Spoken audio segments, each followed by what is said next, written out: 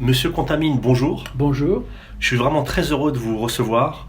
J'ai lu vos travaux, j'ai écouté différentes conférences et donc cet entretien va porter sur Jeanne d'Arc. Donc je ne vous présente pas parce que vous êtes plutôt connu, voire même très connu et reconnu. Donc ma première question va être très simple. Jeanne d'Arc née en 1412. Sur sa date de naissance, il y a différentes questions, différentes polémiques, on va dire. Elle meurt le 30 mai 1431 à l'âge de 19 ans. Comment expliquez-vous qu'elle ait autant marqué ses contemporains et surtout les générations suivantes? Je pense qu'il y a deux problèmes, deux questions. D'abord, les contemporains. Les contemporains, on le comprend aisément, parce que la situation politique de l'époque était extrêmement complexe. C'était pas simplement une situation politique, c'était une situation de guerre. Et il y avait deux adversaires.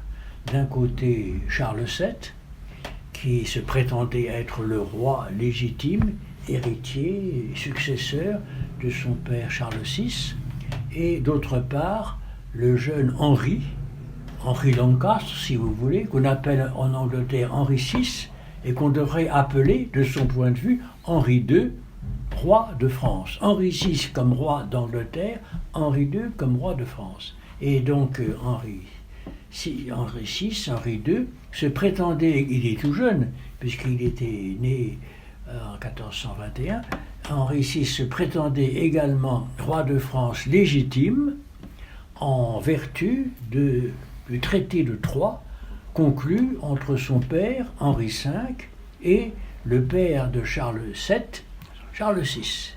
Bien, donc il avait pour lui une sorte de légitimité, mais Charles VII prétendait également avoir une légitimité. Et donc la guerre s'inscrit dans un conflit beaucoup plus grand qu'on appelle la guerre de 100 ans, qui est censée commencer en 1337, qui va se continuer encore jusqu'en 1453. Certains disent même jusqu'à 1492. Enfin, c'est un très long conflit, très dévastateur, surtout du côté français, essentiellement du côté français. Et par conséquent, à l'époque où Jeanne d'Arc intervient, en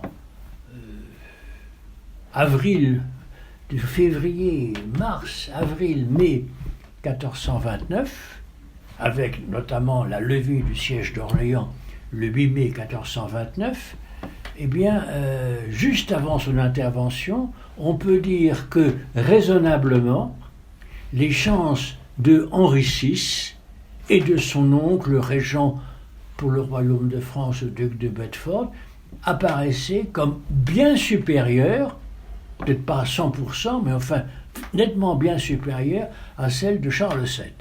Et Charles VII, semble-t-il, était très découragé, profondément découragé. Il songeait à se retirer et il aurait demandé, ça c'est une question qui est assez mystérieuse, à Dieu de le faire gagner s'il était véritablement l'héritier du royaume de France, sinon de lui permettre de sauver sa vie. De sauver sa vie, ou bien dans le sud du royaume, si le duc de Bedford lui abandonnait le Dauphiné, par exemple, puisqu'il était également dauphin, ou bien chez ses amis, chez ses bons amis, chez ses anciens amis, le roi de Castille ou le roi d'Écosse. Voyez-vous ? Et donc, il était vraiment dans l'angoisse. Il était dans l'angoisse, il se demandait ce que Dieu, puisqu'il était gouverné par la providence, c'est peut-être pas mystique, mais enfin, il était dans cette atmosphère-là, dans ce climat-là, qu'est-ce que Dieu veut pour moi? Quel péché ai-je fait? Quel péché le bon peuple, dont il était, pour ainsi dire, solitaire, a fait? Et donc, dans cette situation-là, eh bien, Jeanne d'Arc apparaît, Jeanne d'Arc parvient à le convaincre, et puis, ça réussit. Et ça réussit en particulier par la levée du siège d'Orléans. Rien d'évident. Les Anglais étaient plus nombreux, mieux organisés, et donc Orléans était sur le point d'ouvrir ses portes pour essayer de sauver les meubles. Et puis ça a réussi également avec le sacre et couronnement de Charles VII à l'instigation de Jeanne d'Arc, de la Pucelle, comme on disait à l'époque, le 17 juillet 1429. Donc il y a un changement complet de perspective.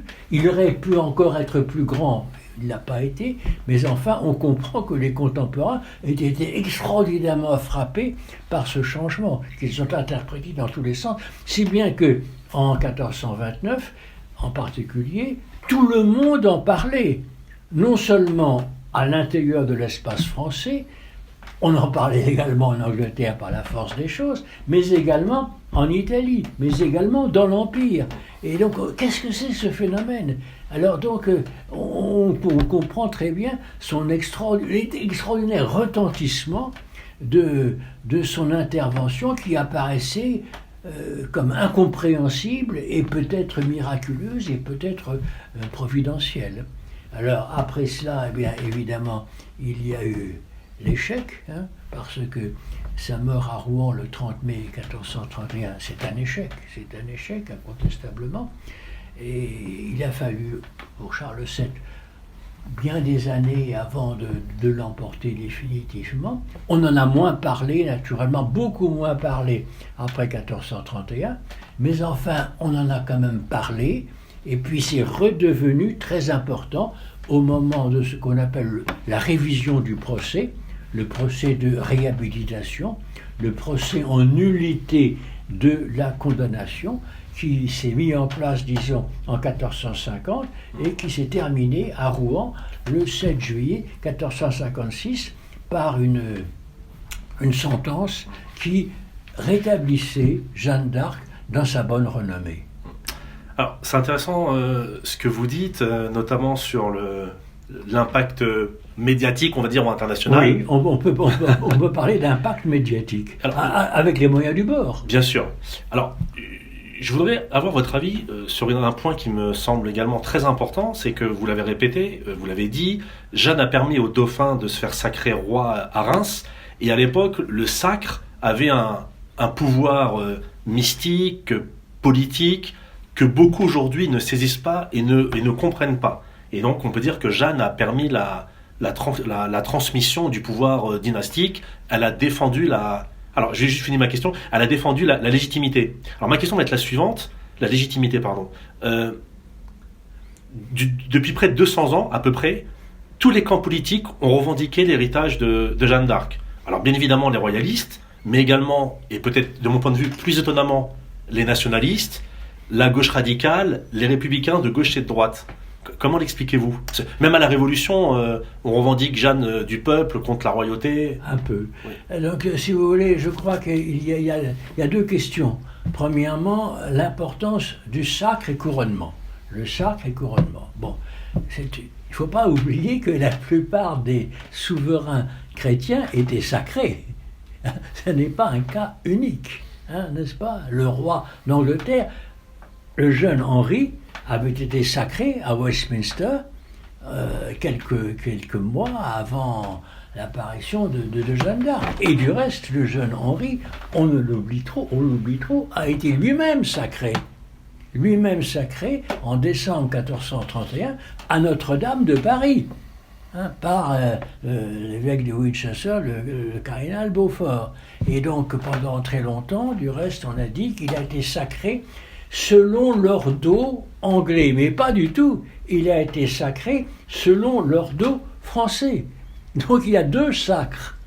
Et donc le second sacre, le sacre du jeune Henri, a été éclipsé par le premier, qui pour nous apparaît, disons, le seul légitime. C'est une affaire entendue, mais il ne faut pas oublier ceci. Il y a deux choses. Et alors, je pense que le second sacre, celui de Notre-Dame de Paris, très rigueur de Notre-Dame de Paris, il y a eu cet événement, n'a pas été, disons, même à Paris même, qui était plutôt favorable, en tout cas assez opposé à Charles VII à cette époque, il n'a pas eu un grand retentissement, on s'en est moqué, etc., etc.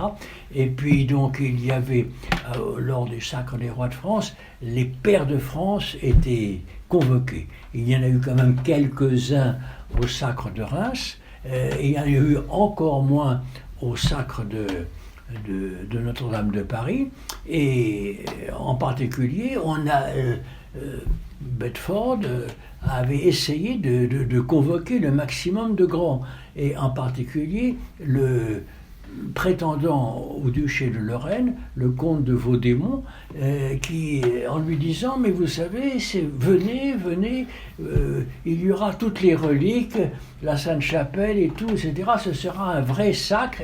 Et on a retrouvé ce document qui était ignoré il y a pas si longtemps ça dans les archives autrichiennes. Donc il y avait ça.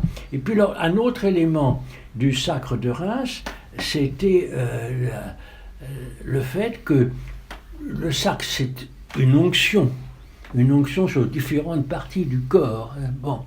Et donc, il y avait cette légende depuis très longtemps, depuis l'époque carolingienne, selon laquelle les rois de France étaient oints avec une huile sainte arrivée du ciel,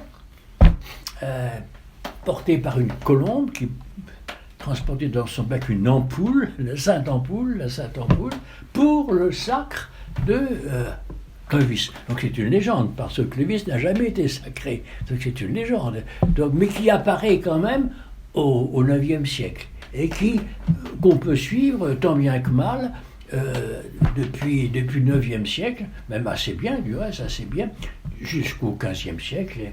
Et même au-delà.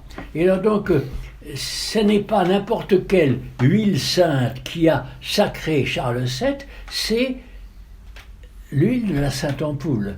Alors il y avait peut-être un petit reste d'huile qu'on détachait de la Sainte Ampoule, on ajoutait autre chose, etc. Mais enfin, il y avait ça. Et donc cette onction qui est particulière, qui est pour ainsi dire garantie, cautionnée par le ciel, cette onction lui permettait en principe de guérir des écrouelles. Le roi thaumaturge. Par conséquent, le roi thaumaturge.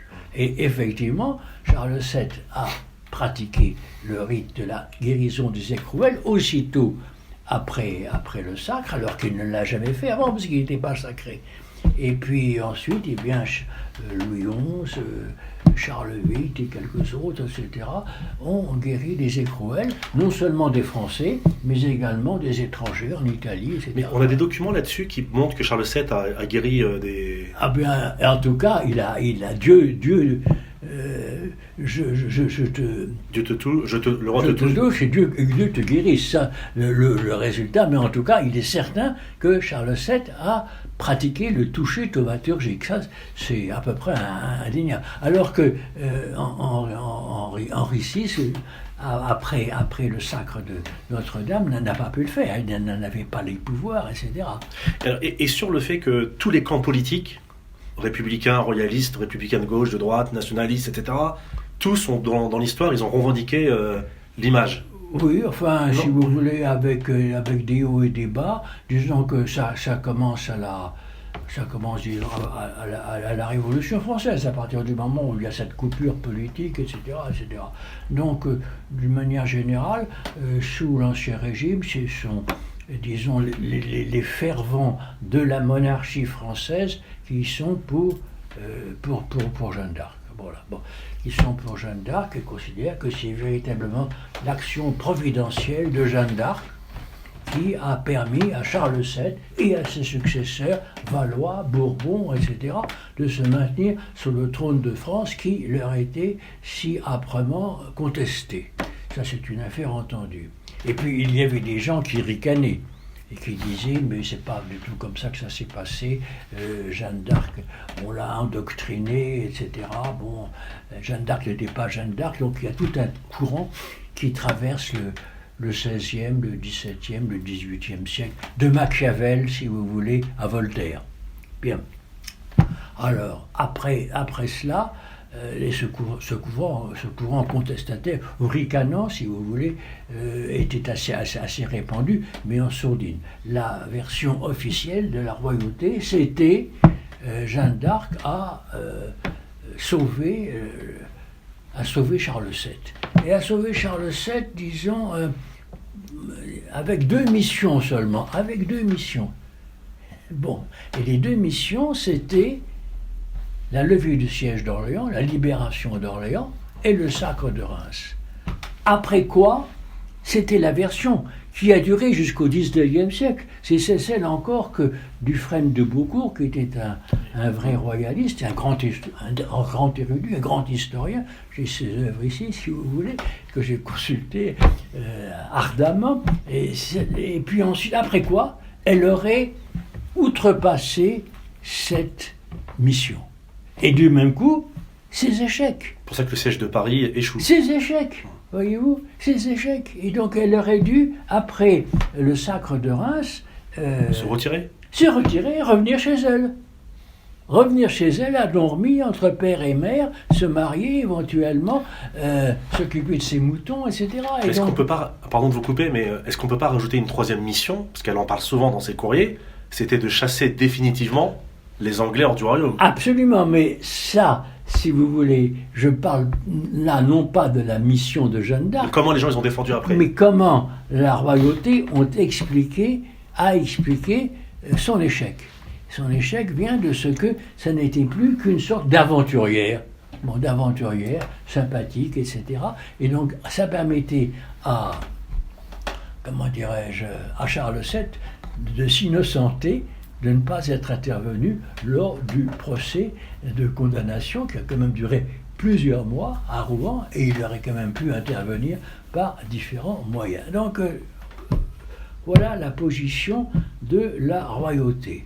Et à l'époque de la Révolution, Napoléon dit quelque chose sur Jeanne d'Arc et tout, mais on n'y croit plus, on ne croit plus guère. Et puis ça revient à l'époque de la Restauration et de la monarchie de Juillet, où à la fois Louis XVIII, Charles X, et puis également la fille de Louis-Philippe, qui a fait une statue tout à fait remarquable. Donc vraiment, elle devient très importante. Et puis ensuite, eh bien, alors que Jeanne d'Arc était prise au sérieux, surtout par la fraction catholique et royale de l'opinion française, eh bien, elle est annexée ou récupérée d'une façon ou d'une autre, selon des styles différents, par la France républicaine, la France agnostique, voire irreligieuse. Eh bien, et la grande figure, c'est ici la figure évidemment de Michelet, mais qui n'est pas seule. Alors effectivement, il y a surtout à l'époque de la Troisième République une rivalité entre, disons, la Jeanne d'Arc catholique et royale, à la fois des orléanistes et des légitimistes. Les légitimistes peut-être encore plus que les orléanistes. Henri V, le comte de Chambord, avait une statue de Jeanne d'Arc dans son bureau, etc., s'inspirer de cette grande figure. Et puis d'autre part, il y a les républicains qui considèrent que c'est la sainte de la patrie et qui a été abandonnée par son roi et trahie par l'Église. Bon, et alors donc ça se poursuit comme cela à travers la Troisième République, et il y a un dialogue que j'ai étudié un petit peu entre Barrès et Jaurès. Jaurès est favorable à Jeanne d'Arc, la douce héritière des Jacques, comme elle dit, il la voit comme une douce paysanne, etc. Donc c'est la patrie rurale qui est mise en vedette par Jaurès. Et puis Barrès qui, lui, voit surtout la Jeanne d'Arc nationale, guerrière, hein, qui peut-être favorisera la revanche. Et là, donc, à ce moment-là, s'est posé la question de savoir si Jeanne d'Arc ne deviendrait pas une fête nationale, ce qui a été fait en 1920, mais on en parlait déjà avant la guerre de 1914, et là, Jaurès était réticent, parce qu'il pensait que dans le contexte, finalement, Jeanne d'Arc était devenue plus à droite, plus nationaliste, plus cléricale que républicaine. Voyez-vous ? Et donc il y avait toute une frange de l'opinion républicaine qui, à l'époque de Talamas, etc., qui, dès cette époque-là, ricanait ou bien ignorait Jeanne d'Arc, si vous voulez. Donc, si vous voulez, on ne peut pas dire que tout le monde était pour Jeanne d'Arc. Non, il y a des nuances. Mais donc, du moins tous les camps politiques, parce que Jaurès, les orléanistes, oui, mais les légitimistes... avec nuance. Avec nuance. Avec nuance, je pense que le fer de lance, c'était quand même le fer de lance catholique. Très bien. Les voix et les apparitions sont à l'origine de la mission de Jeanne d'Arc. Comment l'historien que vous êtes, ou vos confrères historiens, peuvent-ils analyser ces événements? Et surtout, est-ce que l'historien doit se positionner sur le surnaturel ou le mystique? Alors là, c'est une vaste question. Pour ma part, je refuse de me positionner. Je refuse de me positionner. Je n'ai pas les éléments, je n'ai pas les clés, etc. Et donc, les historiens, même croyants, catholiques, etc., peuvent réserver leur jugement, se contenir dans leur fort intérieur. Et je crois que on ne peut pas aller au-delà. On ne peut pas aller au-delà.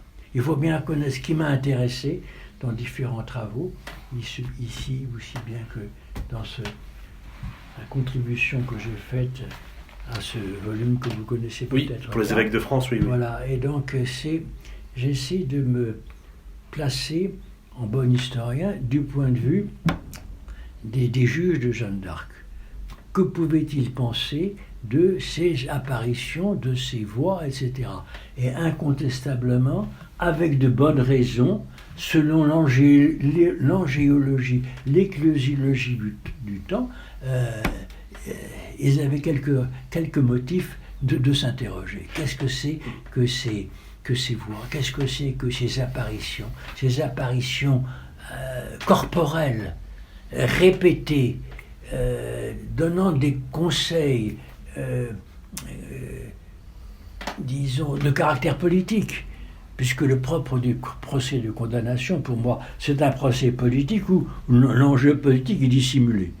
Bon, et donc, qu'est-ce que c'est que cette affaire-là? Elle aurait dû en parler à des autorités religieuses, et elle n'en parlait qu'à Baudricourt et à Charles VII. Insuffisant.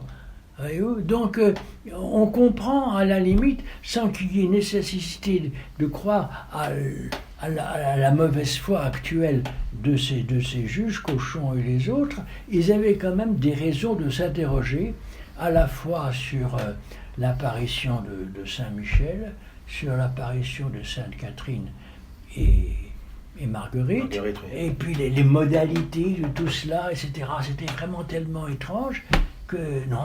Alors, sinon, il y a quelque chose qui clochait. Il y a quelque chose. On ne peut pas entrer dans ce processus. Et par conséquent, ils ont demandé à Jeanne d'Arc, écoutez, nous sommes l'Église constituée, etc. Il y a un inquisiteur, il y a un évêque, il y a quantité de professeurs de théologie ou de droit canonique à la Sorbonne, des sommités, etc. C'est à nous de donner un avis là-dessus, etc. Vous n'avez pas l'autorité pour trancher et pour dire ce sont des vraies apparitions angéliques. Peut-être que vous avez été trompé, peut-être que vous avez été auto-suggestionné, peut-être que vous êtes un peu déséquilibré, parce que la question s'est posée aussi. Donc, et Jeanne d'Arc a dit non, il n'est pas question que vous mettiez en question, que vous mettiez ma parole en doute. Ce sont des voix, ce sont des apparitions, ce sont des révélations qui ne m'ont donné que de bons conseils que j'ai suivis. Et donc, c'est mon conseil tout simplement, et vous n'avez rien à en dire, et Dieu premier servi. Vous n'avez pas à intervenir là-dedans. Dieu premier servi. Merci de cette réponse. Alors, il y a plusieurs éléments qui participent au mystère de Jeanne, ou disons-le autrement, qui renforcent la conviction chez ses partisans qu'elle a été l'envoyée de Dieu. Donc il y a plusieurs événements que vous connaissez. Je voudrais en prendre un, parce qu'il est très typique, parce qu'on en parle souvent dans les émissions, dans les documentaires, dans des documentaires auxquels vous avez participé, dans des émissions de radio, même dans des films, dans les pièces des théâtres. Cette fameuse scène où Jeanne d'Arc rencontre le roi qu'elle n'a jamais vu et qu'elle reconnaît. Alors ça, c'est la vraie histoire, où au contraire, Jeanne d'Arc aurait vu le roi 2-3 jours avant, et donc lorsqu'elle est devant lui reçue, elle le reconnaît facilement. Est-ce que vous pouvez faire le point sur cet aspect des choses? La vraie histoire, j'en sais rien, mais elle est très tôt attestée. on peut dire qu'effectivement, Charles VII se serait dissimulé au sein de ses courtisans et Jeanne d'Arc tout de suite l'aurait repéré. Elle a fait la même chose pour Baudricourt. Hein. Il y a deux reconnaissances, elle le dit du reste dans le procès, Baudricourt et Charles VII. Par conséquent, je crois que... Mais elle n'aurait pas pu les voir avant ? Pardon ? Elle n'aurait pas pu les rencontrer. Non, dans les deux cas, elle dit, je ne connaissais pas et je les ai repérés grâce à mes voix. Mais on est sûr de ça ? Qu'elle les a jamais vus Elle avant ? le dit dans son procès. Parce qu'il y a des gens qui disent que Jeanne d'Arc... Elle le dit dans son procès. Moi, je ne peux pas aller au-delà. Non, mais il y a des gens qui disent que Jeanne d'Arc aurait vu le roi en privé 2 jours avant ou 3 avant cette... Non, j'ai pas de preuve. Hein. J'ai D'accord. aucune preuve. Par conséquent, je ne peux rien en dire. Ce que je peux dire, c'est que très rapidement, l'idée que Jeanne d'Arc, de façon mystérieuse, a reconnu d'abord Baudricourt à Vaucouleurs, ensuite Charles VII à Chinon, cette version a été très rapidement exprimée et a convaincu ses partisans. Alors je me fais l'avocat du diable, mais pour le roi, est-ce qu'on ne peut pas estimer qu'elle l'aurait reconnu par rapport à des pièces ou des portraits ? Je ne pense pas qu'elle ait vu de portrait de Charles VII, à mon avis pas. Les portraits de Charles VII ne couraient pas, disons, du côté de la Lorraine profonde. Et les pièces, comme vous le savez, les pièces ne représentent pas l'effigie du roi. Il faut attendre beaucoup plus tard pour que l'effigie du roi soit représentée. Non, je pense que là, il y a, si vous voulez, un mystère. Bon, mais il y a beaucoup de mystères dans Jeanne d'Arc. Et l'un des mystères qui est mis en vedette par les contemporains eux-mêmes, c'est le mystère de cette double reconnaissance, Baudricourt et Charles VII. Alors, en parlant de mystère... Et j'ajoute également que ça n'est pas invraisemblable. Charles VII était assez méfiant, etc. Et dit, après tout, je vais peut-être la tester. C'est pas mis tout de suite en vedette. Bon, et donc, alors, comment est-ce qu'on sait tout ça ? Eh bien, par différentes chroniques. Et à mon avis, le texte le plus frappant, mais il ne répond pas à toutes nos curiosités, c'est le texte d'Alain Chartier, qui a écrit à un prince italien, peut-être le duc de Milan, entre la levée du siège d'Orléans, un petit peu après le sacre de Reims, et pour lui dire, peut-être était-il présent du reste, parce qu'Alain Chartier, notaire et secrétaire du roi, vivait très près de l'entourage de Charles VII, c'était, disons, un officier public, et non l'un des moindres, et il raconte comment est-ce que Charles VII a eu, aussitôt après avoir été reconnu par Jeanne d'Arc, un entretien, seul à seul, en présence des courtisans, mais ce qu'ils ont dit, il ne sait pas, et donc Charles VII a été illuminé par l'espoir à la suite de cette entrevue. Voilà. J'ai lu qu'en fait, lors de cet entretien, Jeanne d'Arc lui révèle la prière qu'il aurait faite dans Exactement. Alors là, si vous voulez, je me suis un petit peu intéressé. Naturellement, est-ce que ça, ce n'est pas une légende ? Alors, j'ai une hypothèse là-dessus, mais sans garantie, à savoir que je pense qu'effectivement, Jeanne d'Arc, devant Charles VII, était à l'affût de signes. Est-ce que ce n'est pas une simulatrice ? Parce que ça existait, etc. Une fille comme ça qui, pour se faire mousser et tout, ou pour une exalter et tout, vient me trouver pour me dire, sire, rien n'est perdu, je suis là. Alors donc, il y a cet épisode qui se serait passé le 1er novembre 1428 à Loches. Il faudrait regarder dans l'itinéraire de Charles VII si celui-ci était à Loches, au château de Loches, le 1er novembre 1428. Et donc dans sa chapelle, seul à seul, il aurait, je l'ai dit du reste au début, prié le ciel de lui dire ses intentions. Bon, alors comment est-ce qu'on sait ça ? Eh bien on sait ça par un témoignage tardif et en partie douteux, en partie seulement. Il se trouve que, c'est mon hypothèse, là aussi, si vous voulez, j'extrapole un petit peu et j'imagine bien. Il se trouve que, dans les années 1450, Charles VII avait un confident, un mignon, comme on dit à l'époque, qui était un certain Guillaume Gouffier, que nous savons assez bien le parcours. Et donc ce Guillaume Gouffier était vraiment très proche du roi dans les années 1450. Et c'est Guillaume Gouffier qui aurait raconté cette histoire à un certain Pierre Salat, un écrivain de l'époque. Mais là, Pierre Salat écrit tout cela en 1520, à un siècle de distance. Admettons la bonne foi de Pierre Salat. Pierre Salat raconte que Guillaume Gouffier lui a dit cette anecdote, à laquelle je vais revenir, en 1480. Bien. Et donc, Guillaume Gouffier raconte cette histoire de cette prière solitaire de Charles VII, et Jeanne d'Arc le lui aurait révélé. Bien, le lui aurait révélé. Et donc j'imagine, et là c'est de l'imagination, que au moment où Charles VII apprend, quelques semaines, quelques jours après l'énoncé de la sentence de réhabilitation en juillet 1456, eh bien, interrogé, interloqué, il aurait, c'est mon hypothèse, raconté à Gouffier ce qui lui était arrivé. Donc voyez-vous, c'est ça mon hypothèse que j'avance assez prudemment, mais qui ne me paraît pas tout à fait invraisemblable compte tenu de la mentalité du temps. Voilà. Merci. Donc je n'écarte pas complètement, mais je mets peut-être inconditionnel, parce que c'est quand même beaucoup de si. Il y a quand même 1520, 1480, 1456, 1429 et tout. Mais ce que je crois, ça j'en suis sûr, c'est qu'à l'époque même, on cherchait des signes pour être assuré que Jeanne d'Arc était véritablement l'envoyée du ciel, la fille Dieu. Voilà. Et donc ce serait, pour ainsi dire, un signe parmi d'autres.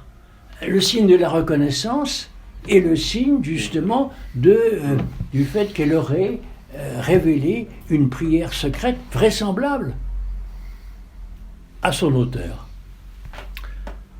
Comme vous l'avez dit tout à l'heure, on l'a bien compris, il y a beaucoup de choses mystérieuses dans l'histoire de Jeanne d'Arc, dans l'épopée joannique. Et il y a un point sur lequel j'aimerais revenir, parce que vous êtes un des spécialistes de Jeanne d'Arc. Dans certains milieux catholiques et royalistes, on parle souvent du 21 juin 1429 et de cette fameuse triple donation.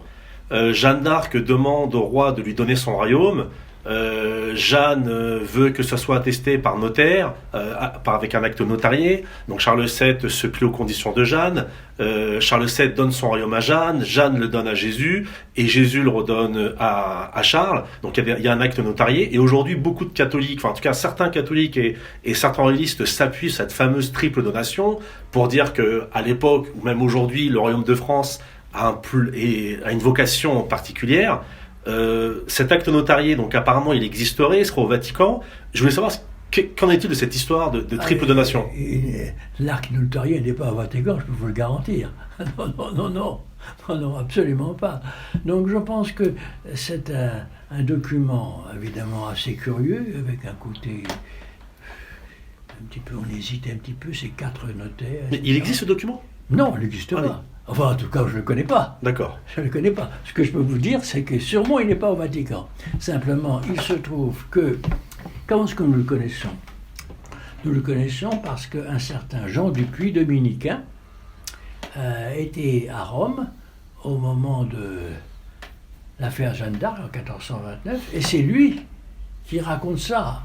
On lui a dit ça, si vous voulez. Et puis il a repris cette anecdote, pour ainsi dire, voilà ce qu'on dit, etc. Donc il se trouve que, et si par conséquent on croit à, Jean Dupuy l'a dit incontestablement, et dans le récit que Jean Dupuy fait de toute cette aventure, il y a cette anecdote. Bon, mais est-ce que c'est un mythe ? Est-ce que c'est un habillage pour... Je crois que l'intérêt, c'est que Jeanne d'Arc C'est la théologie politique de Jeanne d'Arc. Ça, je crois qu'effectivement, puisque cette théologie politique, elle apparaît dans la lettre aux Anglais, qui est datée du 22 mars 1429, mais qui a peut-être été rédigée en avril 1429, avant qu'elle se rende à Orléans. Je n'entre pas dans le détail. En tout cas, dans cette lettre aux Anglais, elle demande aux Anglais de restituer le royaume de France, au roi, à Dieu. À Dieu. Et donc le roi apparaît comme une sorte de lieutenant de Dieu. On ne peut pas dire que ce soit une nouveauté absolue dans la théologie catholique chrétienne. Mais enfin, elle le dit avec force, et cette anecdote des 4 notaires, etc., qui apparaissent un petit peu un mythe, si vous voulez, j'y attache pas trop d'importance, je préférerais que les noms des notaires soient mentionnés, etc. On connaît d'autres éléments, mais s'inscrit, à mon avis, son intérêt, c'est s'inscrit dans la théologie politique de Jeanne d'Arc. Le véritable roi de France, c'est Dieu. Le véritable roi de France, c'est Dieu. Voilà, bon. Et Dieu a confié, pour ainsi dire, le royaume, une sorte de délégation de pouvoir à Charles VII. Je ne suis pas sûr que Charles VII était si enchanté que cela, n'est-ce pas? Bon, il a dû être surpris par tout ça. Et donc c'est une des raisons pour lesquelles on croit volontiers que le discours de Jeanne d'Arc, le discours de Charles VII, c'était deux choses différentes. De toute façon, il est quand même difficile de vivre à côté d'une prophétesse. Voilà mon sentiment. Si elle était prophétesse. Si elle était prophétesse. Bon, je pense que pendant un temps, même à la cour de France, on l'a cru comme... envoyé de Dieu. Comme envoyé de Dieu. Et la preuve, c'est que ça marchait. C'est que ça marchait. Il y a eu la levée du siège d'Orléans et le sacre de Reims. Contre, je dirais, presque toute probabilité. Donc ça a plus marché à partir du moment où ces prophéties, où ces prédictions ne se sont plus réalisées. Ah, ça fait quand même un problème. Alors elle est très embarrassée lors du procès de condamnation parce qu'on lui met ça dans les yeux. Mais vous avez prédit la chute de Paris. Vous ne l'avez pas eu. Vous ne l'avez pas eu. Alors elle dit, mais c'était pas tout à fait une prophétie, etc. Elle est très embarrassée. Et non, c'était pas ça, tout à fait. On me pressait un petit peu, mais ce n'est pas tout à fait ça. Si bien qu'au moment de la réhabilitation, au moment de la révision, le problème des prophéties, des prédictions, parce qu'elle a été vue comme ça, comme quelqu'un qui prédisait l'avenir. C'est peut-être pas quelqu'un qui prédisait l'avenir, une prophétesse au sens où Isaïe est un prophète, je n'en sais rien. Il y a des gens qui le pensent, parfois ça me dépasse un petit peu, mais enfin je crois qu'elle était réputée prédire l'avenir. Prédire l'avenir proche, prédire l'avenir circonstancé, etc. Un Anglais est là, tu as tort de m'insulter, tu vas mourir bientôt. Puis ça se réalise. Je vais être blessé, et puis je m'en tirerai. Ça s'est réalisé. Donc elle était vue comme cela. Voilà. Mais quand ça ne marche plus, que faire? Quand ça ne marche plus, que faire? Et donc, au moment à partir, disons, de l'échec sous Paris en particulier, il y a quelque chose de cassé, les gens s'interrogent, les gens d'église s'interrogent. Ben, c'est l'un des éléments qui peuvent expliquer l'indifférence de Charles VII à son triste sort. Et au moment du procès de réhabilitation, la question s'est réalisée et on a dit, mais finalement, à long terme, ça s'est réalisé. Les Anglais ont été quasiment boutés hors de France, ils n'ont conservé que Calais. Bon, c'est une affaire entendue, très loin. Et puis ensuite, le duc d'Orléans a finalement, parce qu'il y a aussi ça, le duc d'Orléans, le duc Charles d'Orléans a finalement été libéré en 1440. Bon, il a mis le temps, mais enfin voilà, il a été très entiché, le duc d'Orléans. Et puis d'autre part, Paris a été repris, n'est-ce pas? Donc, il suffisait d'attendre. Mais à l'époque même, on s'est dit, mais pourquoi ça marche pas? Pourquoi ça marche pas? Et donc c'est un des éléments j'ai essayé de défendre Charles VII, j'ai un peu de mal. Des fois. À un moment, il y a cette espèce d'interrogation qu'on peut dire une interrogation théologique. Hein, que les gens d'église ne manquaient pas de lui rappeler. Et puis là, il y a un autre aspect qui au moins a joué un rôle encore plus important. Jeanne d'Arc pensait qu'il était possible de se battre sur deux fronts, c'est-à-dire de battre à la fois les Anglais et les Bourguignons. Voilà, les Anglais et les Bourguignons, ou bien les Bourguignons se soumettaient, et ne se soumettaient pas, eh bien les gendarmes batailleront et Dieu donnera la victoire. Or, dans le camp de Charles VII, les esprits les plus sages, les capitaines, les Regnault de Chartres, le chancelier, Georges de la Trémouille, qui n'est peut-être pas un monstre absolu, pensait qu'il fallait rompre cette alliance.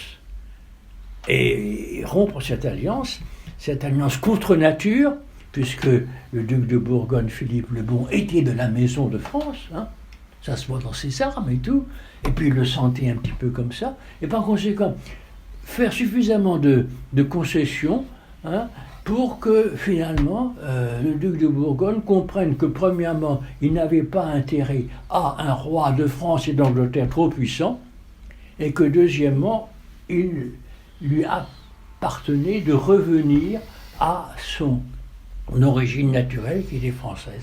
C'est bien que c'est le résultat, c'est la paix d'Arras de 1435. Si bien que, pour moi, du point de vue de la royauté, je pense que le sacre de 1429 et la paix d'Arras de 1435, c'est un ensemble. Vous êtes connu, entre autres, et vous l'avez dit tout à l'heure, pour avoir mis en avant que dès 1429, Jeanne et son combat ont un écho international, oui. Parce qu'il y a déjà les pros et les contre, oui. C'est un objet de division, de dispute ou d'alliance. Absolument. Mais comment expliquer que dans le même temps, alors qu'on écrit sur elle, qu'on commente ses actes, etc., dans le même temps, il n'y a aucun portrait d'elle de son vivant? Je pense qu'il y en a eu. Je pense qu'il y en a eu qu'on n'a pas. Mais elle raconte dans son procès qu'il y a un personnage qui l'a portraituré en train d'apporter un message au roi alors qu'elle se trouvait, je crois, à Arras. Alors on ne l'a pas. On ne l'a pas, ça c'est une affaire entendue, mais il faut reconnaître que, si vous voulez, nous ne sommes pas à l'époque au XVIIe, au XVIIIe, au XIXe siècle, les portraits strictement contemporains sont vraiment très rares. On n'imagine pas que lors du bûcher de Rouen, il y ait eu le peintre qui a fait un portrait de Marie-Antoinette, David, le peintre David, qui a fait un portrait de Marie-Antoinette sur sa charrette, juste à la veille d'être décapité. On n'imagine pas ça, si vous voulez. On n'en avait peut-être pas les moyens techniques, on n'avait pas les idées, etc. Donc ça ne m'étonne pas. Moi, ça ne m'étonne pas du tout qu'il n'y en ait pas. Jeanne d'Arc, sans sépulcre et sans portrait, a dit Malraux. La formule est très belle, mais c'est un petit peu naturel qu'on n'en ait pas. Mais en tout cas, il y en a eu un. Il y en a eu au moins un, et... Alors, qu'est-ce qu'il est devenu, ce portrait, alors?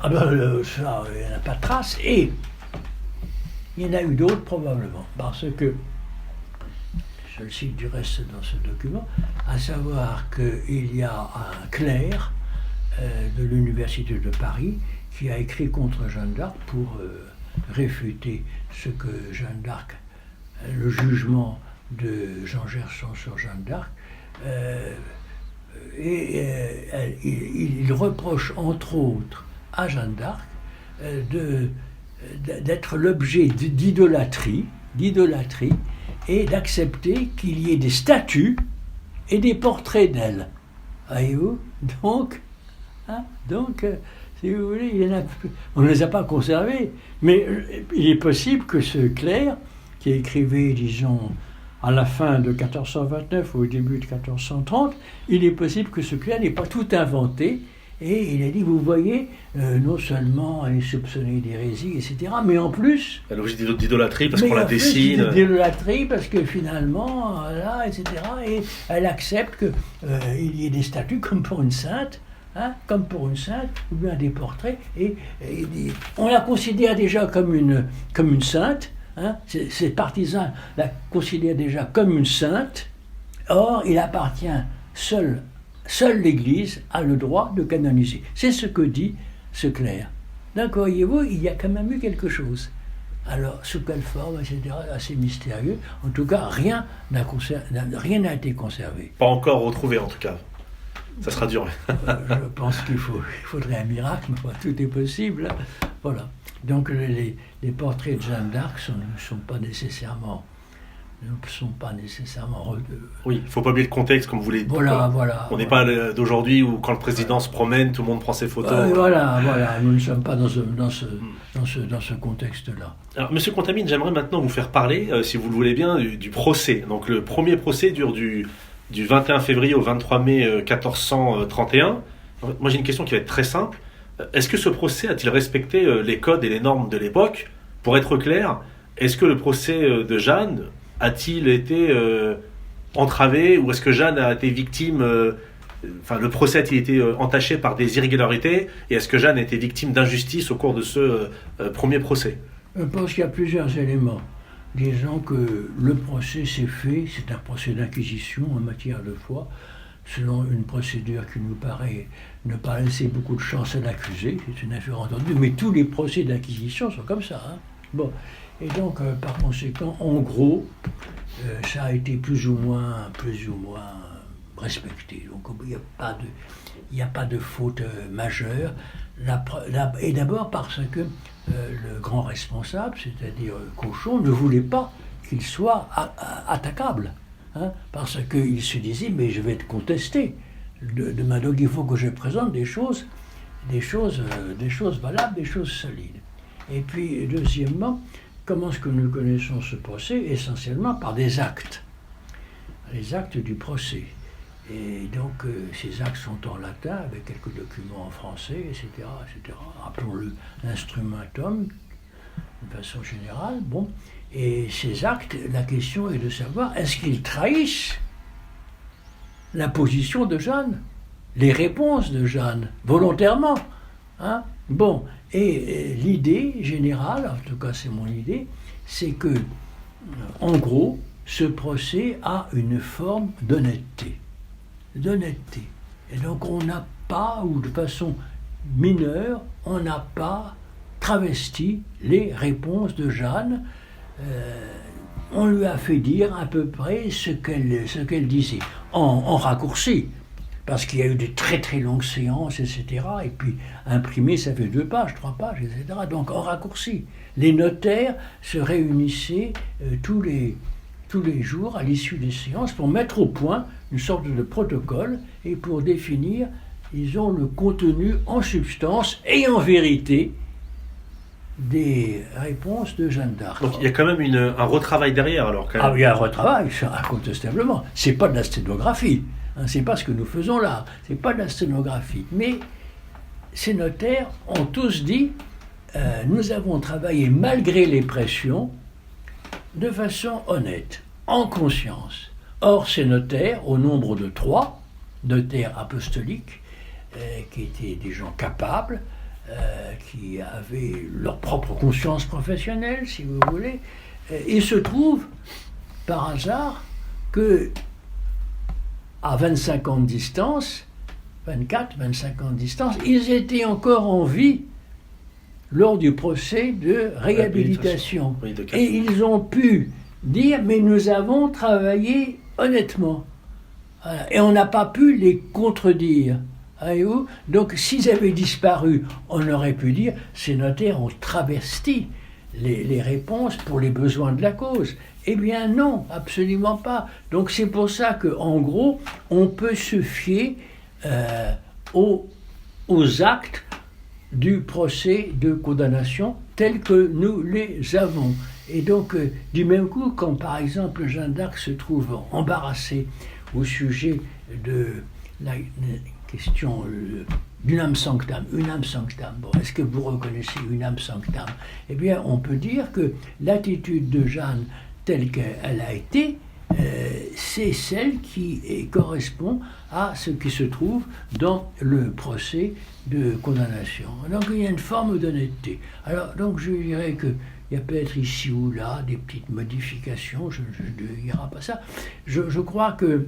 Il n'y a pas d'erreur judiciaire, pour être clair.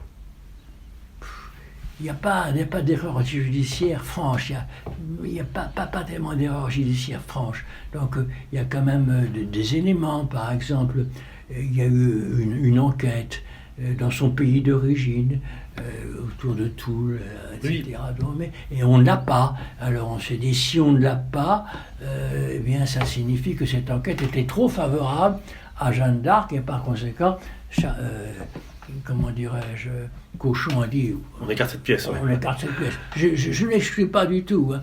Mais en gros, quand même, on peut se fier à ce procès et aux difficultés que pouvait représenter l'apparition de Saint-Michel ou bien l'attitude de Jeanne d'Arc vis-à-vis de l'église triomphante ou de l'église militante. Oui, quand elle répond oui. Voilà. Mais alors, il y a quelque chose d'intéressant dans ce que vous dites et également qui pourrait paraître aussi paradoxal, mais écartons pour l'instant le procès de réhabilitation, mais j'entends que vous dites qu'il n'y a pas eu de volonté manifeste d'erreur, mais est-ce que, si je me fais l'avocat du diable, bien évidemment, c'est pas ce que je pense, mais je vous pose la question quand même, mais est-ce que c'est pas dérangeant de faire un procès avec le respect des formes et du fond, si je puis dire, mais tout en sachant que le but du procès est quand même de la condamner? Enfin, vous voyez ce que je veux dire, c'est quand même un peu... je vous fais un procès pour la forme, mais bon, même si le procès respecte les règles, le but c'est qu'à la fin vous soyez... Je ne suis pas sûr que le but était celui-là. Ce n'est pas évident. Après tout, si elle avait, renoncé à ses voix, qu'est-ce qu'on en aurait fait? Donc c'était prévu. Henri Bedford avait prévu le coup. Hein, donc c'était quoi? C'était la prison? Avait prévu le coup. Eh bien, si elle est innocentée, si vous n'arrivez pas à l'innocenter, eh bien, et l'innocenter, ça signifie finalement la condamner au bûcher, hein, eh bien, ce ne sera pas la prison pour elle, hein, ni dans les prisons de l'archevêché de Rouen, ni dans un monastère féminin à Rouen, etc. Ce sera, je reprends ma prisonnière de guerre. Je reprends ma prisonnière et je fais ce que j'en veux. Alors ce qu'il en aurait fait, je n'en sais rien. Hein. Est-ce qu'il l'aurait mis en scène, hein? Est-ce qu'il aurait essayé de négocier la rançon la plus élevée possible avec Charles VII? On n'en sait rien. Mais donc il y avait quand même une possibilité d'échapper. Hein. Il n'est pas évident que Cauchon, dès le départ, souhaitait ce qui s'est passé sur la place du Vieux Marché le 30 mai 1431. On peut même dire, on a l'impression que Cauchon aurait été avant tout content que Jeanne d'Arc dise, écoutez, non, j'ai été trompé, je me suis trompé.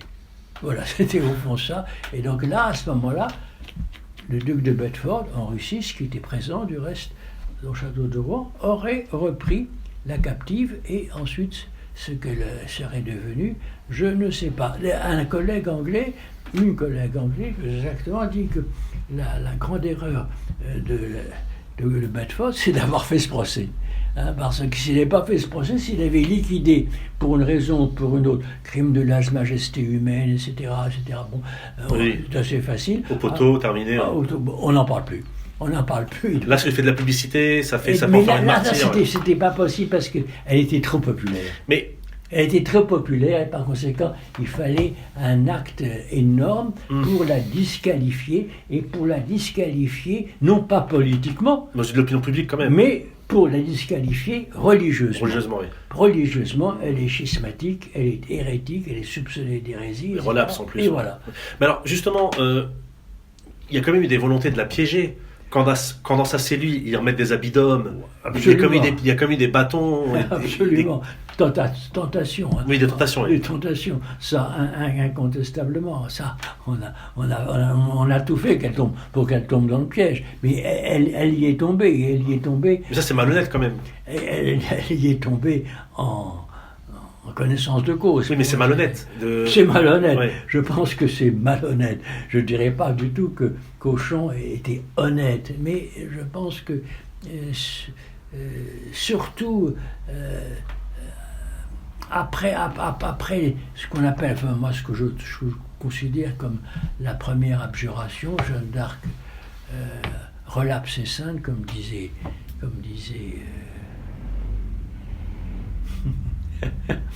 comment, Georges Bernanos, relâpe ses saintes. La question de Jeanne d'Arc relâpe, c'est un problème énorme. Enfin, moi, je considère qu'elle a craqué.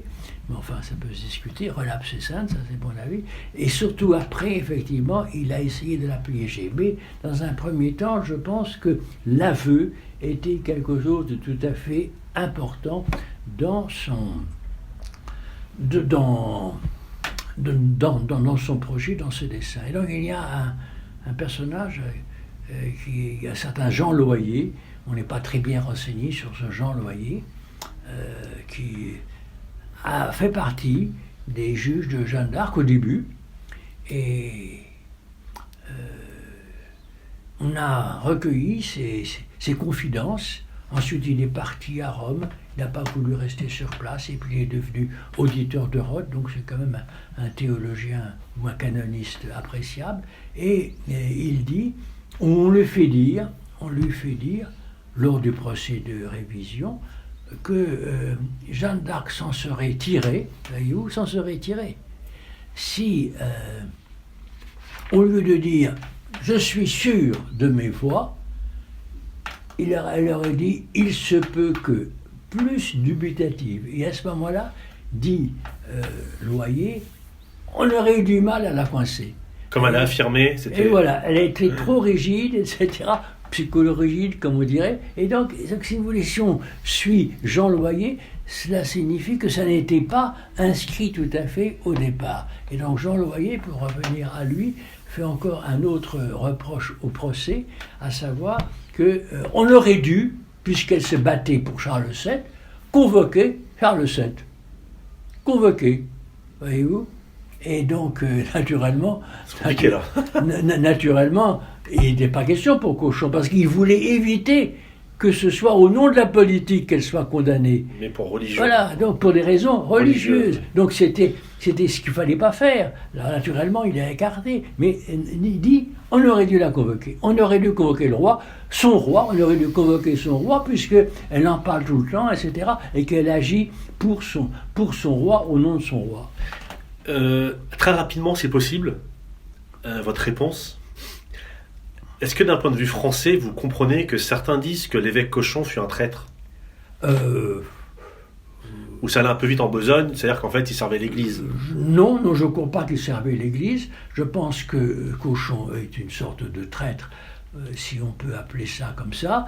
Je pense que Cauchon est quelqu'un qui était très engagé dans la double monarchie, dans le traité de Troyes. Il était fidèle au traité de Troyes, et le traité de Troyes, c'était un seul roi avec deux royaumes. Donc il était fidèle à cela. Donc il était peut-être bourguignon d'origine, il était peut-être français de Reims d'origine, la nationalité, mais son option politique, c'était l'option, le traité de Troyes, et la meilleure preuve, si vous voulez, c'est que c'est l'action de son neveu, sur lequel je me suis beaucoup intéressé, à savoir Jean de Runel, son neveu par alliance, qui a été ce que j'appelle, disons, la plume de la double monarchie, et à travers toute sa longue carrière,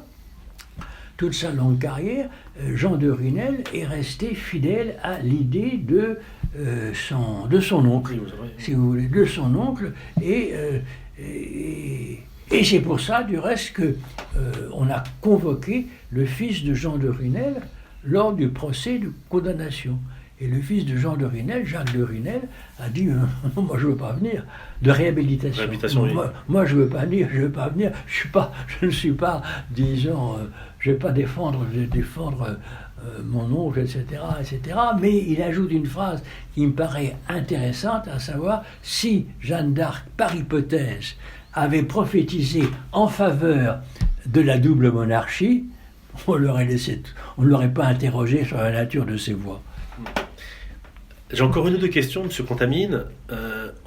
En juillet 1456, vous l'avez dit tout à l'heure, un jugement déclare le premier procès, ses conclusions, nul, j'ouvre les guillemets, nul, non avenu, sans valeur et sans ni effet. nul, non avenu, sans valeur ni effet. Donc c'est une véritable réhabilitation. Alors comment expliquer qu'un procès qui a été fait dans les formes, dans les règles de l'art, ait pu être déjugé à une vingtaine d'années d'écart, pour dire tout le contraire? Un quart de siècle d'écart. Je pense qu'effectivement, c'est un changement de politique, tout simplement. Le pouvoir appartenait désormais à Charles VII. Et Charles VII, on lui a fait comprendre que c'était quand même très embêtant pour lui de devoir son trône à une éventuelle hérétique ou sorcière. À une hérétique. Donc, est-ce que c'était si important que ça? Je n'en sais rien, mais on dit son honneur, votre honneur, sire, est en jeu. Et donc, ensuite, on a consulté les actes du procès. On s'est aperçu quand même que Cauchon, quel que soit son souci de sérénité, etc., était quand même jugé parti. Il n'y a rien à faire. Hein. Bon, et donc on a vu Cauchon comme l'instrument des Anglais, un traître cette fois-là, et par conséquent, on s'est dit qu'il y avait là une possibilité d'action au nom du principe d'impartialité. Alors, le procès s'est mis en branle, etc. Il fallait l'autorisation soit du concile œcuménique, il y avait un concile à Bâle qui ne reste pas un concile œcuménique, mais qui était terminé. Il était terminé, donc plus possibilité de concile. Et donc, la seule possibilité, c'était de convaincre les papes.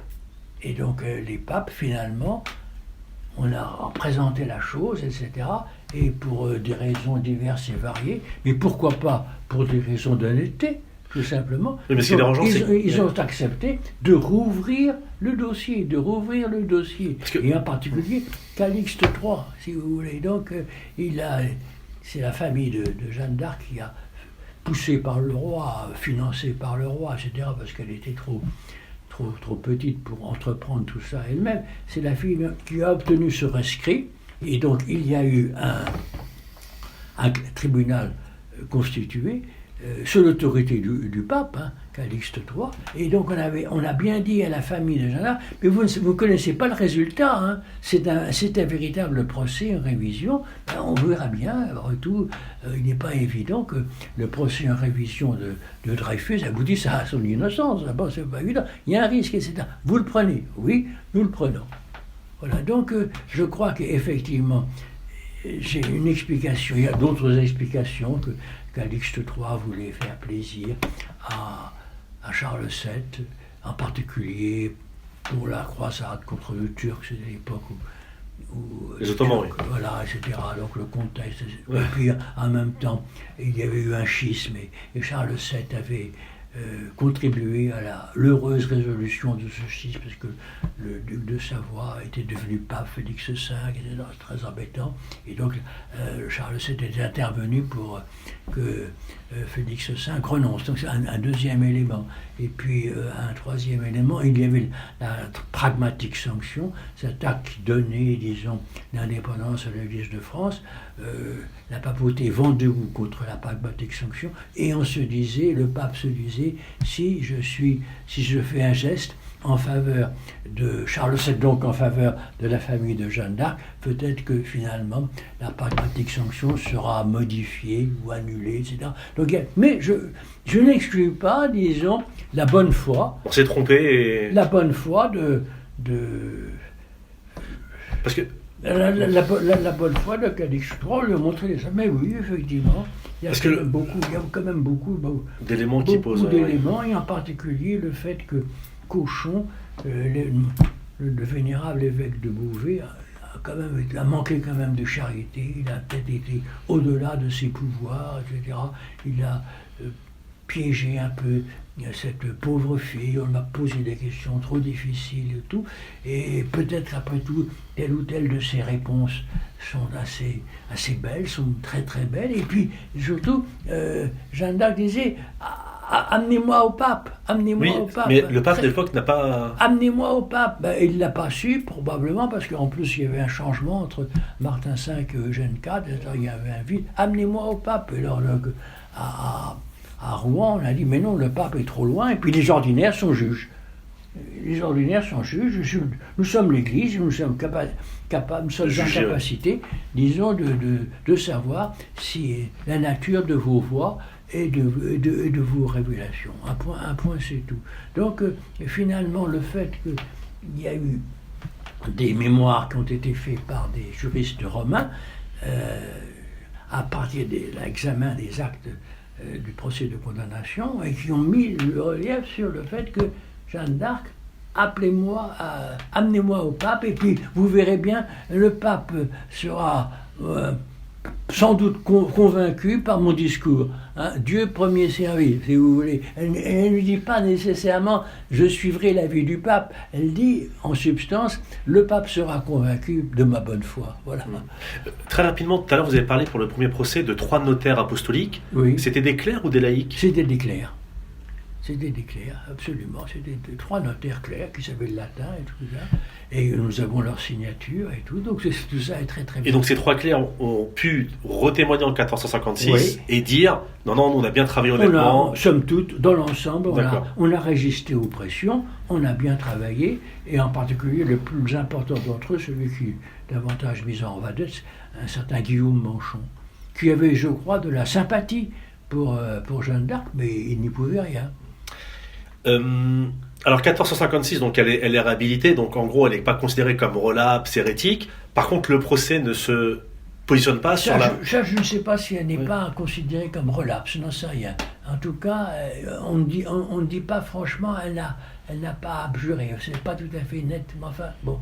Mais ce procès ne se positionne pas sur les voix et les apparitions. Mais là, ce procès dit, écoutez, c'est une question qui nous dépasse. C'est une question qui nous dépasse. Mais il y a quand même quelques éléments qui plaident en faveur de bonnes apparitions parce que, en gros, ces apparitions, ces voix ne donnaient que de bons conseils à Jeanne d'Arc en pleine lumière, et puis pour la bonne cause, c'est-à-dire le triomphe de Charles VII. Bon. Alors, donc la politique est derrière. Bon. Et alors justement la politique est derrière. Donc 1456 procès de réhabilitation qui exonère Jeanne du premier procès de toutes les accusations. Et ensuite Jeanne tombe un peu dans l'oubli. Donc l'histoire de France évolue. Louis XIV. Elle n'est jamais oubliée. Jamais oubliée. Ah non, elle n'est jamais oubliée. Elle n'est jamais oubliée. Mais par contre, ce qui est intéressant, c'est que là, pour en venir à la politique, c'est que la royauté tombe, l'Empire, Restauration, monarchie de Juillet, Deuxième République, Napoléon III, puis Troisième, etc. Enfin, vous connaissez ça mieux que moi. Et ensuite, on arrive donc dans les années 1905, on va dire, loi en France de séparation de l'Église ou de l'État, l'affaire des fiches, donc le gouvernement fiche les officiers catholiques dans l'armée. Et là, on décide de rouvrir on décide en fait de se poser la question pour béatifier Jeanne d'Arc. Et donc Jeanne d'Arc va être déclarée sainte de l'Église. Pas sainte, bien heureuse. Bien heureuse, pardon. Bien heureuse. Elle va être déclarée bien heureuse. Pourtant, aujourd'hui, on dit encore Sainte Jeanne d'Arc. Parce qu'elle a été canonisée en 1920. Oui, en 1920, voilà. Mais bien donc, sûr. Il y a 3 stades, si vous voulez, dans le processus. 1456. Vénérable. Oui. 4 stades, si vous voulez. Il y a 1456. Elle est réhabilitée, sans plus. Elle et sa famille, restituée dans sa bonne foi, dans sa renommée et tout. Et puis ensuite, on peut dire qu'il y a le moment où elle est déclarée vénérable, à la fin du 19e siècle. C'est un premier stade. On peut en parler un petit peu dans les églises et tout. Et puis, en 1909, le pape Pie X la déclare bien heureuse. Et là, il y a un énorme procès dont on a les actes, etc., qui mériterait, à mon avis, un examen encore plus attentif. Il y a des milliers d'actes, et donc, du même coup, à l'issue de ce 3e procès, on considère que Jeanne d'Arc a montré, disons, premièrement, qu'elle était une très bonne chrétienne, elle a montré des vertus héroïques bien sûr, dans le domaine de la foi, etc. Donc, il est légitime qu'elle soit placée sur les autels et qu'elle soit l'objet d'une vénération publique. Mais est-ce qu'on ne peut pas considérer, comme tout à l'heure, que l'Église, étant donné le contexte très particulier de l'année 1905-1906, là aussi elle a fait un acte politique, comme avec Saint-Louis en son temps et Philippe IV le Bel? Ça n'est pas exclu. Rome aussi. Les saints, si vous voulez, ont aussi une histoire. Donc être canonisé, ça s'explique. Elle est quand même canonisée plus de 500 ans après. Ça s'explique, disons. 400, oui. C'est pas un cas unique du reste, mais ça s'explique évidemment dans le contexte, et c'est peut-être pour consoler un petit peu les Français, les catholiques de France qui avaient été très très perturbés par la loi de séparation, et puis peut-être aussi une attitude un petit peu rigide de Pidis qui a écarté d'autres possibilités pour arranger les choses et tout, là, pour les consoler. Oh, écoutez, bon. Alors, il faudrait regarder un petit peu tous les arguments qui ont été mis en avant lors du procès de béatification. 1909, oui. Donc ce serait intéressant. Il y a eu quand même eu des objections, sûrement. Et évidemment, de nos jours, qu'est-ce qu'on dirait comme objection contre Jeanne d'Arc? Parce que ça existe aussi. Des objections qui disent, écoutez, elle est quand même trop militaire et trop nationaliste. Voilà, je pense que oui. S'il y a une objection à Rome, trop militaire, je ne suis pas sûr que de nos jours, elle aurait été une priorité. Voyez-vous, je n'en suis pas sûr. Hein. Bon, parce que, quand même, regardez dans les églises, la façon dont, maintenant elle était un petit peu évacuée, mais la façon de représenter... En armure, oui. En armure. Toujours, les drapeaux, oui. Presque toujours, en armure. Et non pas la petite fille de Don Remy qui prête dans son église, si vous voulez. Donc c'est quand même la Vierge guerrière qui apparaît au premier plan. Je ne suis pas sûr que dans la mentalité de l'église actuelle... oui. On pousserait à la roue, je n'en suis pas sûr, si vous voulez. Et puis là, il y a bien des gens, surtout dans le monde anglo-saxon, qui disent, mais Jeanne d'Arc est à l'origine du patriotisme sanctifié. On a sanctified patriotism, sanctified nationalism. Non seulement il y a du nationalisme, mais encore Dieu est derrière, si vous voulez. Donc, ce sont les deux arguments qui, à mon avis, pourraient être mis en vedette aujourd'hui. Oui. Pourquoi Dieu a choisi la France contre l'Angleterre? Pourquoi Dieu a choisi la France, etc. Et puis quand même, à ce moment-là, s'il y a nationalisme, là, il faut bien qu'il y ait... Les Luxembourgeois aussi ont droit d'être sauvés, les Belges aussi ont droit à la protection. Et puis même les Africains, les Malgaches, les Australiens, pourquoi toujours l'Europe? Voilà, donc pourquoi ça, etc. Donc il y a peut-être cet argument qui... Mais enfin, le fait est qu'il faut comprendre aussi Jeanne d'Arc dans son contexte, et c'est comme ça que je la vois. Bon, merci, entretien très intéressant. J'ai une dernière question, donc c'est une personne qui regarde mes vidéos, enfin 2 personnes qui regardent mes vidéos avec d'autres historiens. Ils ont su que j'allais vous interroger, donc ils m'ont demandé de vous poser une question. Donc on sort du contexte un peu de Jeanne d'Arc, si vous le voulez bien. Donc ces 2 personnes ont lu votre biographie de Charles VII. Ils l'ont trouvée excellente, ils ont appris plein de choses. Enfin, donc ils m'ont dit de vous dire bravo pour cette biographie. Et donc la question... J'ai mis le temps. Et donc la question, en fait, voilà, c'est est-ce qu'un jour vous écrirez une biographie sur Charles VI? Non. Et surtout, qu'est-ce que vous pensez de Charles VI? Donc là, cette biographie existe par une de mes collègues et amies qui s'appelle Françoise Autran, qui a fait une belle biographie de Charles VI, et donc par conséquent j'y renvoie. Je pense que c'est une triste époque, je pense que il était mentalement dérangé, tout s'explique par ce dérangement mental, mais qu'il n'était pas assez grave pour qu'on le mette complètement de côté. De temps en temps, il avait des rémissions, il pouvait faire semblant d'intervenir. Mais moi, je m'intéresse à une chose, c'est un sujet, disons, une idée qui vient de Michelet, à savoir que le grand mythe du Moyen-Âge, c'est le mythe de la passion et de la rédemption. Et donc, en un sens, Jeanne d'Arc appartient à ce mythe, hein, la passion et la rédemption, hein, puisque finalement, il a fallu qu'elle souffre pour que la France soit rachetée. Hein, voilà. Et donc, c'est la même chose pourquoi Charles VI, qui est une calamité d'un point de vue objectif, a-t-il été considéré par ses contemporains comme le bien-aimé? Eh bien, parce que on s'est assimilé à la passion de ce roi, le roi souffrant, etc., etc. Et donc on a sympathisé avec lui, et du même coup, il a eu une forme de popularité. Bon, eh bien écoutez, merci, ce sera le mot de la fin.